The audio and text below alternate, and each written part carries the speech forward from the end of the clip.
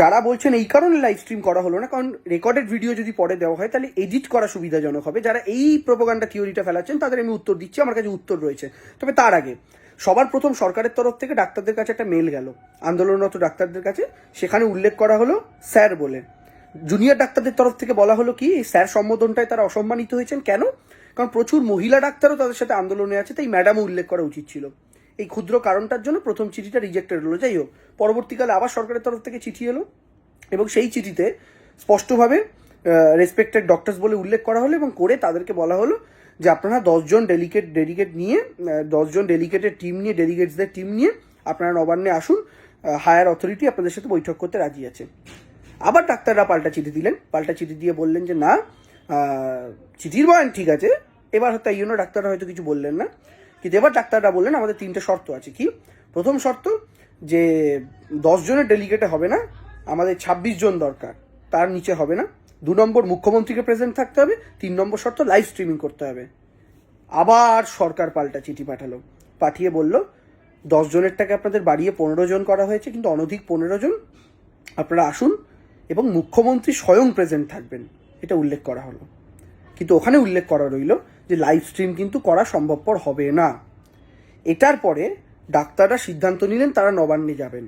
এখানে খেয়াল করুন, ওই চিঠিতে কিন্তু এটা উল্লেখ করা ছিল অনধিক 15 জন, তার বেশি আমরা অ্যালাউ করতে পারবো না এবং লাইভ স্ট্রিম হবে না। এই দুটোতে সরাসরি না বলা ছিল, কিন্তু প্রথম শর্ত যেটা ছিল মুখ্যমন্ত্রীকে উপস্থিত থাকতে হবে, সেটাতে হ্যাঁ বলে চিঠি পাঠানো হলো। অর্থাৎ সরকার এক ধাপ এগোলো, এক ধাপ বলা ভুল, 2 ধাপ এগোলো। ডাক্তাররা রওনা দিলেন নবান্নের দিকে বিকেল 5টায় মিটিং।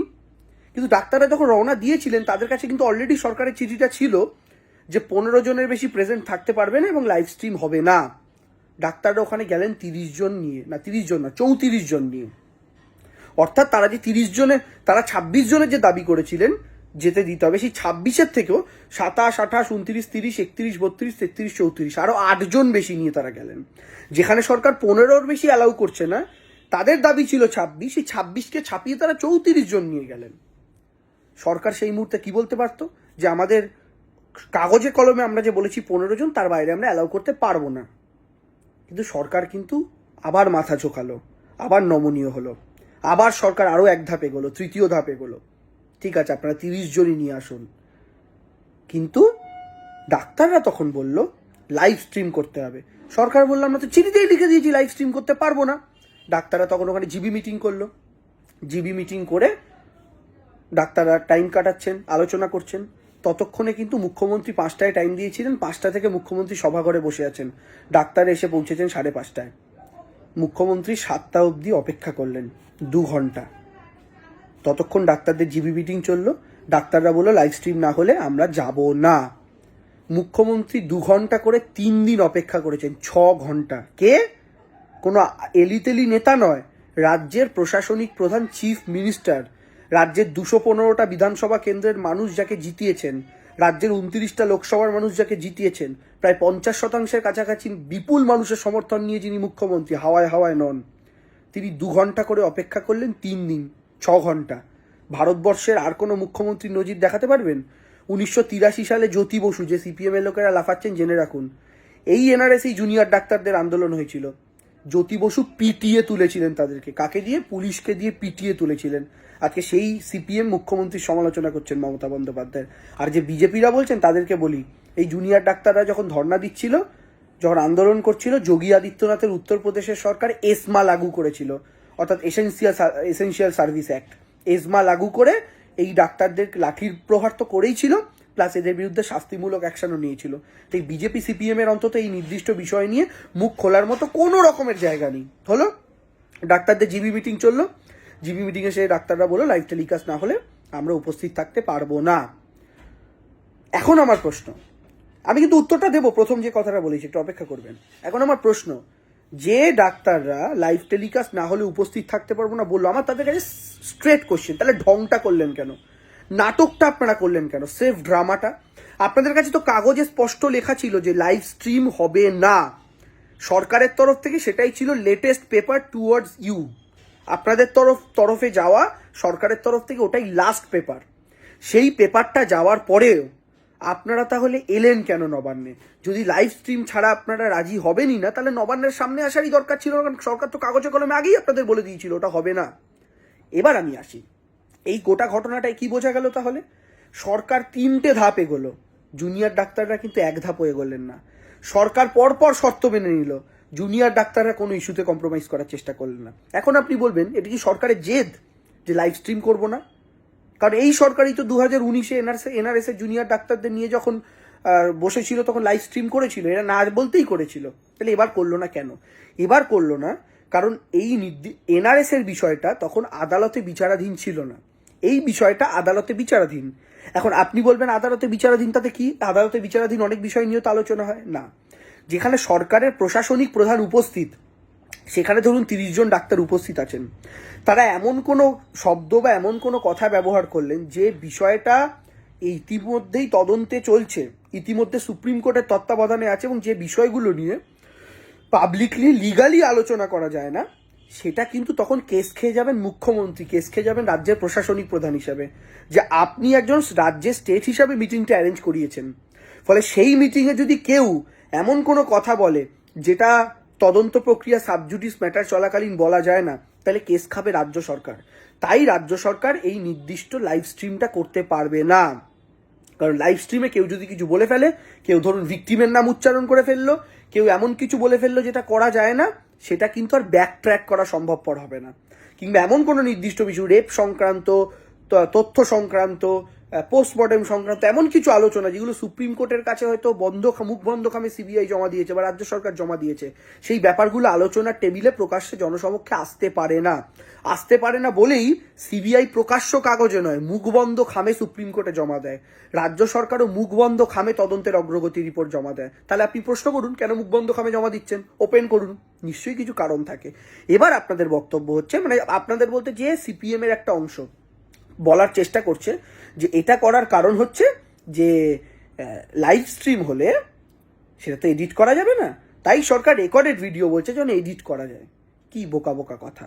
সরকার স্পষ্টভাবে বলেছিল এই রেকর্ডেড ভিডিওটা, মমতা বন্দ্যোপাধ্যায়কে প্রেস কনফারেন্সেও যেটা বললেন, এই রেকর্ডেড ভিডিওটা আমরা প্রয়োজনে ডাক্তারদের সাথেও শেয়ার করতে পারি, আমাদের কোনো অসুবিধা নেই। তার মানে কি? মেনলি ডাক্তাররা রেকর্ডিং এর কথা কেন বলছেন?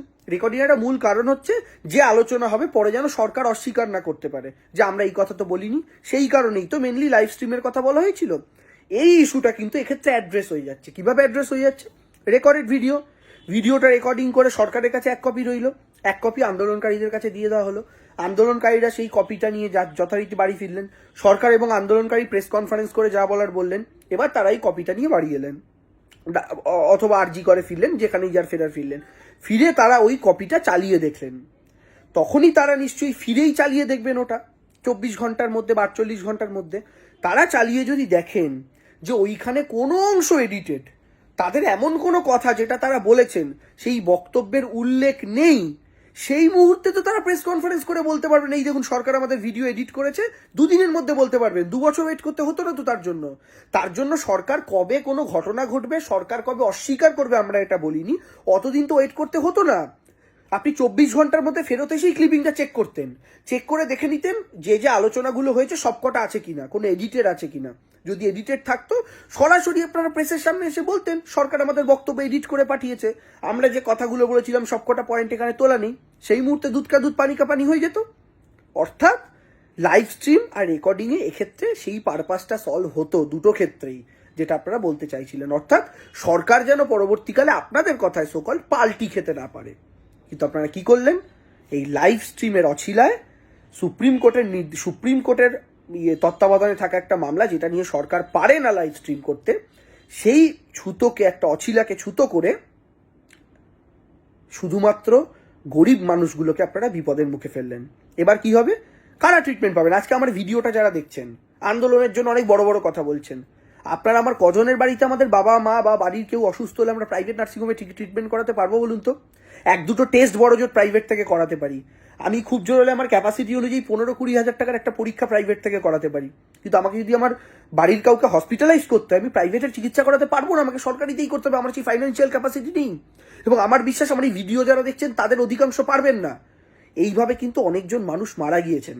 আর দুটো তথ্য আমার দিয়ে রাখা দরকার, যেটা আপনাদের জানার দরকার। নাম্বার 1, একটা কথা বলা হচ্ছে যে 93,000 সিনিয়র ডাক্তার আর জুনিয়র ডাক্তার মাত্র 7,500। তো যেখানে 93,000 জুনিয়র ডাক্তার, 7,500 জুনিয়র ডাক্তার, এত কম, তো জুনিয়র ডাক্তারদের জন্য সরকারি স্বাস্থ্য পরিকাঠামো ভেঙে পড়ছে, এই কথাটা কেন বলা হচ্ছে? এখানে একটা মিথ্যা খবর আপনাদেরকে দেওয়া হচ্ছে। নাম্বার 1, 93,000 হচ্ছে ওয়েস্ট বেঙ্গল মেডিকেল কাউন্সিলের রেজিস্টার্ড ডাক্তারের সংখ্যা, অর্থাৎ পশ্চিমবঙ্গে লিগালি যারা ডাক্তার তাদের নাম্বারটা হচ্ছে 93,000। এই 93,000-এর মধ্যে সিনিয়র চিকিৎসক যারা, তাদের কথা বলছি, এই 93,000-এর মধ্যে 17,500 ইজ দ্য অনলি 17,500 জন ডাক্তার সরকারি হাসপাতালের সঙ্গে যুক্ত। অর্থাৎ ওয়েস্ট বেঙ্গল মেডিকেল কাউন্সিলের রেজিস্টার্ড টোটাল ডাক্তারের নাম্বার হচ্ছে 93,000, তার মধ্যে অনলি 17,500 এই নাম্বারটা হচ্ছে যারা সরকারি হাসপাতালের সাথে যুক্ত সিনিয়র ডাক্তার। এবার আপনি হিসাব করুন 17,500 সিনিয়র ডাক্তার এবং 7,500 জুনিয়র ডাক্তার। এবার রেশিওটা বুঝতে পারছেন কেন 7,500 জুনিয়র ডাক্তার ইম্পর্টেন্ট? সংখ্যাটা 93,000 ভার্সেস 7,500 নয়, 17,500 বনাম 7,500, এই একটা মিথ্যা তথ্য দেওয়া হচ্ছে। এবং দ্বিতীয় যে মিথ্যা তথ্যটা দেওয়া হচ্ছে সেটা হচ্ছে এই যেটা সরকার যখন বলছে 28 জন মানুষ মারা গিয়েছেন বিনা চিকিৎসায়, তখন কেউ কেউ পোস্ট করে বলছেন 2022-এ তো 100 কতজন মারা গেছিল, 2023-এ 100 কতজন মারা গেছিল, এবার মাত্র 28 জন মারা গিয়েছে, তো এটা তো নর্মালের চেয়েও কম। তারা আবার ভুল করছেন।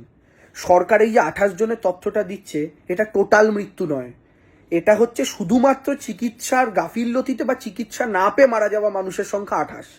টোটাল মৃত্যু যেটা আপনারা 2022-এর সংখ্যা বলছেন 100 সামথিং, 2023-এর সংখ্যা বলছেন 100 সামথিং লোক মারা গিয়েছিল এই টাইম পিরিয়ডে, এটা বলছেন আপনারা টোটাল সংখ্যাটা, তার মধ্যে সব ইনক্লুডেড। আর সরকার যে 28 নাম্বারটা বলছে সেই নাম্বারটা হচ্ছে অনলি বিনা চিকিৎসায় মারা যাওয়া মৃতের সংখ্যা। এক্ষেত্রেও যদি সরকার টোটাল নাম্বারটা দিত, সেই টোটাল নাম্বারটা 100-150-এর ওপরেই হতো, অর্থাৎ স্বাভাবিক মৃত্যু প্লাস বিনা চিকিৎসা। অর্থাৎ যারাই সংখ্যাটা দিচ্ছে 2019-এ এত, 20-তে এত, 21-এ এত, প্রথম কথা 20-21-এর এক্সাম্পল আসবে না, কারণ 20-21 কোভিড পিরিয়ড ছিল, ফলে কোভিডে অস্বাভাবিক হারে মৃত্যু বেড়ে গেছিল, তাই আমি 22-23-এর কথাটা বলছি। ফলে যারা এই কথাটা বলছেন 22-এ 100 কত, 23-এ 100 কত স্বাভাবিক মৃত্যুর হার, এবার তো মাত্র 28, ফলে অনেক কম, এটা জুনিয়র ডাক্তারদের গাফিলতিতে নয়, জুনিয়র ডাক্তারদের জন্য নয়, তাদেরকে বলি এটা শুধুমাত্র ওই কারণে, ওই পারপাসে বলা নাম্বারটা, অর্থাৎ বিনা চিকিৎসায় যারা মারা গেছে, চিকিৎসার অভাবে যারা মারা গেছে, টোটাল মৃত্যুর সংখ্যা এটার মধ্যে নেই। ফলে অনেকগুলো মিথ্যাচার ছড়ানো হচ্ছে। জুনিয়র ডাক্তারদের কাছে এত কিছুর পরে আমার অনুরোধ থাকবে, প্লিজ আপনারা ট্রিটমেন্টে ফিরে আসুন, প্লিজ আপনারা চিকিৎসায় ফিরে আসুন। আপনার জন্য আমি ব্যক্তিগতভাবে, আমার মতো হাজার হাজার ছেলে মেয়ে তারা আতঙ্কে রয়েছে, তাদের বাড়িতে যদি কেউ হঠাৎ করে ডিটোরিয়েট করে, তারা এই মুহূর্তে যদি তাদেরকে এই মেডিকেল কলেজগুলোতে কোথাও নিয়ে যেতে হয়, তারা কি করে ট্রিটমেন্ট পাবেন, কি করাবেন? এবং অসহায়তা আলটিমেটলি কিন্তু ভোগ করছে সাধারণ মানুষ। সরকার 3 পা এগিয়েছে, এবার আপনারাও একটু কম্প্রোমাইজ করুন, রেকর্ডেড ভিডিওতে রাজি হয়ে যান, সেই ক্লিপিংটা আপনারাও পাবেন, চেক করে দেখে নিতে পারবেন, দেখার যথেষ্ট সুযোগ পাবেন আপনারা যে আপনাদের বক্তব্য এডিটেড হয়েছে কিনা, কেটে দেওয়া হয়েছে কিনা, তখন আপনারা প্রতিবাদ করার সুযোগ পাবেন, আমি আপনাদের সঙ্গে তখন গলা মেলাবো। প্লিজ প্লিজ ফিরে আসুন, সাধারণ মানুষগুলোর জীবন বাঁচান। Thank you.